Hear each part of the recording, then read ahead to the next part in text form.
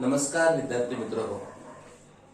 In our today's bridge course, we are going to enjoy a new learning outcome. Express one's own thoughts or ideas. In short, we are going to learn about picture description. Dear students, in 6th standard or 7th standard, you might have solved such type of activity. Here we are given one picture and we have to describe the picture in detail. But before starting this activity or picture description, what is the benefits of this activity? ही जी picture description activity आहे आपल्या SSC बोर्डाच्या activity sheet मध्ये ही activity नाही, तरी सुद्धा आपल्या ब्रिज कोर्स मध्ये या ऍक्टिव्हिटीचा समावेश केलेला आहे. आपली जी 15 तारखेनंतर होणारी तिसरी एक्झाम आहे त्यामध्ये ही ऍक्टिव्हिटी असणार आहे. मात्र ऍक्टिव्हिटी शीट एसएससी बोर्डाच्या प्रश्नपत्रिकेमध्ये ही ऍक्टिव्हिटी नसणार आहे. तरी परंतु this activity is very beneficial for us because this activity will improve our writing skill. Writing skill मध्ये आपण एसे रायटिंग पाहिलं, स्टोरी रायटिंग पाहिलं किंवा लेटर रायटिंग पण पाहिलेलं आहे. यामध्ये मोठ्या प्रमाणात आपण पॅसेजेस लिहिलेले आहेत, 3-3, 4-4 पॅसेजेस लिहिलेले आहेत. परंतु पिक्चर डिस्क्रिप्शन मध्ये आपल्याला एक सेंटेन्स लिहायचं असतं आणि त्याप्रमाणे आपल्याला पिक्चरचं साधारणपणे 8 ते 10 सेंटेन्स मध्ये डिस्क्रिप्शन करायचं असतं.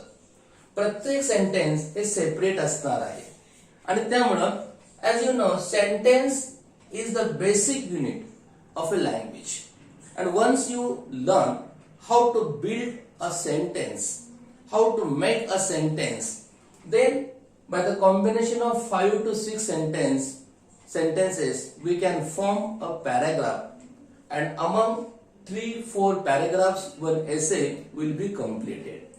And that is why this activity is very useful to improve our writing skill. आपलं लेखन कौशल्य improve करण्यासाठी ही activity अतिशय useful आहे. This activity will expand your vocabulary. In this activity, we will come across various new words or we will discuss about new things also. And that is why we will expand our vocabulary. In order to enrich our vocabulary, this activity is very useful. By this activity, we will improve our observation skill. Here, first of all, we have to observe the given picture in detail. And that is why our observation skill will be improved by having a lot of practice of this activity. And that is why in our bridge course, this activity is included. विद्यार्थी मित्र हो, आपलं लेखन कौशल्य develop होण्यासाठी, त्याचप्रमाणे आपला शब्दसंग्रह वाढण्यासाठी आणि आपलं निरीक्षण कौशल्य इम्प्रूव्ह होण्यासाठी पिक्चर डिस्क्रिप्शन ऍक्टिव्हिटी ही अतिशय महत्वाची आहे आणि म्हणून आपल्या ब्रिज कोर्स मध्ये याचा समावेश करण्यात आलेला आहे. Now before writing or before describing a picture some things are necessary. ही ऍक्टिव्हिटी सॉल्व्ह करण्यापूर्वी काही सूचना, काही गोष्टी महत्वाच्या आहेत. म्हणजे या डिस्क्रिप्शन मध्ये कशाचा समावेश असणं अपेक्षित आहे. फॉर एक्झाम्पल लोकेशन किंवा प्लेस ही जी ऍक्टिव्हिटी आहे, या ऍक्टिव्हिटी मध्ये जे प्लेस, जे चित्र आपल्याला दिलेलं आहे, जे पिक्चर दिलेलं आहे, ते पिक्चर कोणत्या ठिकाणाचं आहे, कोणत्या प्लेसचं किंवा कोणत्या लोकेशनचं आहे.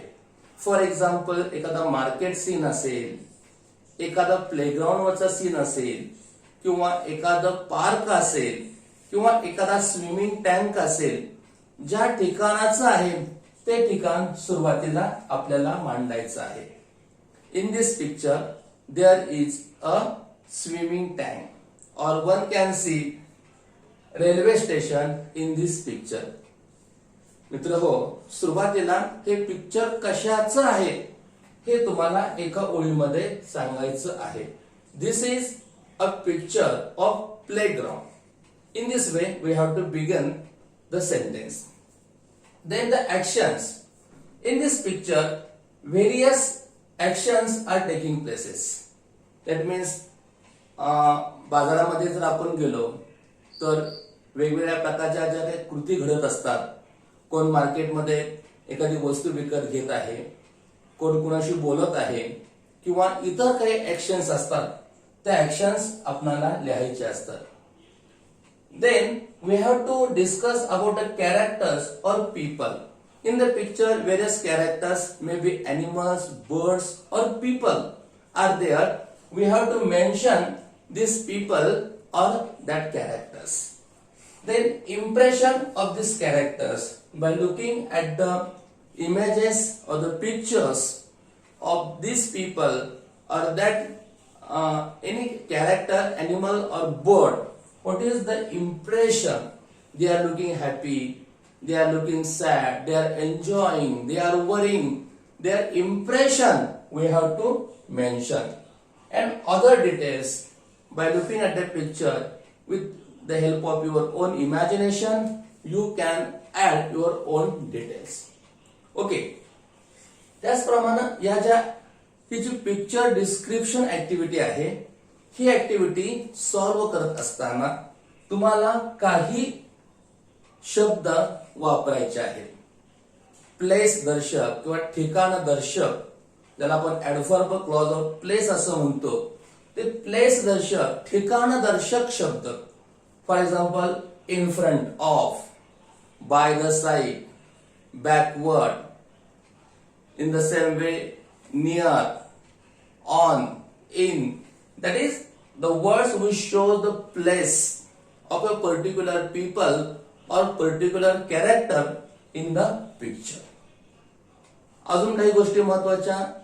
As it is, our language should be simple. Our language should be without any grammatical or spelling mistake. आपला जो 15 तारखेनंतरचा ब्रिज कोर्सचा तिसरा पेपर होणार आहे, त्यामध्ये आपल्याला पिक्चर डिस्क्रिप्शन ही ऍक्टिव्हिटी येणार आहे. एसएससी बोर्डाला नाही, मात्र ब्रिज कोर्स मध्ये ती आहे. आणि जरी एसएससी बोर्डाला हा प्रश्न नसला तरी इतर रायटिंग स्किलचा प्रश्न सोडवत असताना आपल्याला पिक्चर डिस्क्रिप्शन स्किलचा नक्कीच वापर होणार आहे.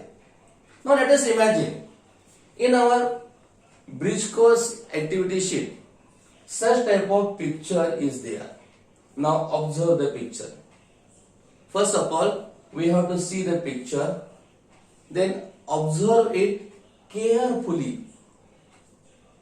Now by observing the picture, you will come across the place. कोणतं ठिकाण असेल हे तुम्हाला समजलं असेल.